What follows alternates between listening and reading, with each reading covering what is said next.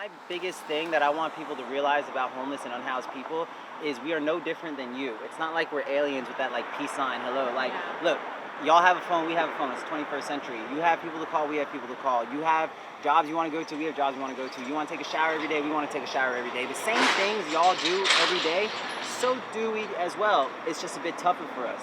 But you see what I'm saying? Like, the message is to bring humanity back to that understanding that regardless of your economic position, you and I are experiencing the same life. We have ideas of a structure that homeless communities can look like. They can have communal kitchens, they can have communal pantry tents. And pantry tents are huge because when we start paying the homeless as well to work, so people paying people, they take inventory of what each camp needs, and that better helps donators and people trying to help, give the right things to each community, what each community needs. And then we have, our gardens being built, but that's already built. We're waiting on our medical tent. That's coming up in a few days. We need the wood to build up our kitchens. So we're still in the process of building the camp. It's about 40% done. It seems in this world there are two types of people. The type of people where love and empathy come simple, but power structures and hierarchies come hard, like understanding them or trying to put yourself in them. It's weird, For me at least, I don't understand this concept of power outside our Father. Like, we're all just people. But then the other type of person is where love and empathy comes hard for them, but power structures and hierarchy comes easy. What's going on? Just trying to build the community up. Talking about the garden. Yeah? Like the garden? Yeah. Yeah, it's cool. Yeah. All right, man. All right, y'all. I don't want to steal your 15 minutes of fame, buddy. No, it's not that. It's about spreading the love. But all right, bro.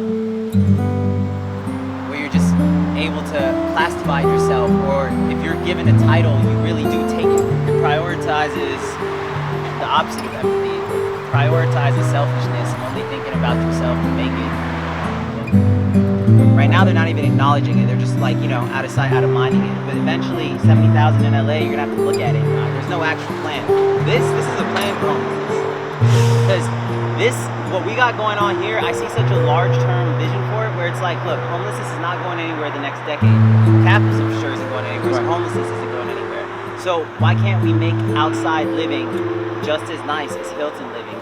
You can make it look nice. You don't like the trash? All right, let's pay him to pick up the trash. Boom, that's a long-term solution to trash. People are gonna pick up a bag of trash for 20 bucks. Trust me, we've been doing it for 2 months. That's why the park is way cleaner. The same mental designers that went into the whole construct of the city and planning it out, why can't they plan out homeless encampments as well? Acknowledging the humanity and the crisis going on. My experience, I was already at the bottom, I ain't had nothing else to lose, So here we are, we made a community out of it. We didn't want to work for nobody, so we started our own job. Like any family, we have our ups and downs, but we always come back together and work it out. They don't even call us people, they call us the other people, the invisible people. Like we don't exist or something, But if something happened and they need some help, we're the first ones to help, because we represent God, so we ain't worried about their attitude, because you never know what God might do for us to help them turn over to Him. Man, the last should be first, you heard me? For some reason, some people are fully caught up in this illusion. They're caught up in this Maya, like in the material gain you can have in this world. They're caught up in this sense of fame and ego they think they have, rather than like love and connection. So you can do these simple stuff, and you give them a sense of agency by not kicking them out of society or the conversation, by giving them that job.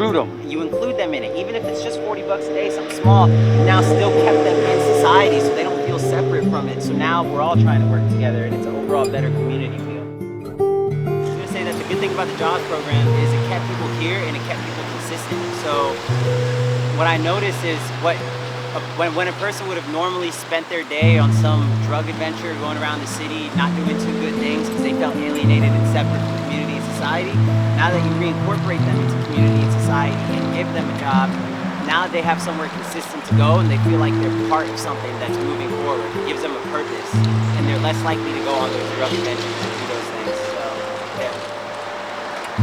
I came here, so I've lived in Echo Park for 10 years. I used to live up in that building up there, but I came just to lay out in the park one day. I was kind of high, I was coming down, and some people came and talked to me, and they were like, why don't you get yourself off that stuff?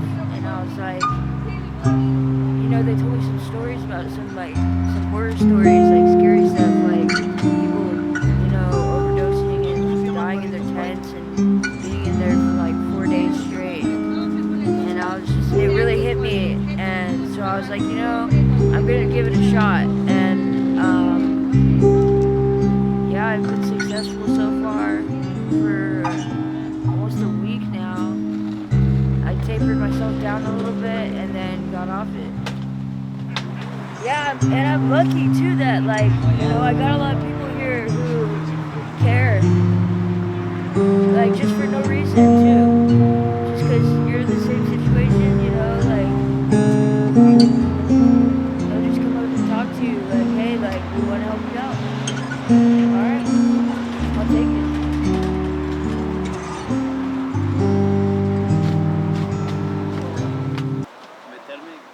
Rewards of the system is only material rewards, but the best thing in the world is hanging out with my dog and hanging out with my friends. You know, the best thing in the world is that love connection you make and the different ways love expresses itself. That's the best thing in the world. All these material things are just extra, you know, sort of icing on the cake. The cake itself is love, and then the different ways in which you get to experience it with different people around you and your creator. That's the cake itself. Yeah, these labels, housed and unhoused, they're man-made. I don't know where they came from. The humanity doesn't change, so if that remains constant, that means, that means that's the truth. That means we're the same, right? So then we can break down these barriers that keep us divided, these economic barriers, and we can start hanging out together again. I really don't know why we left the playground. You know? Let's just hang out together. Let's build a garden together. Let's build a community together. Let's say hi to each other.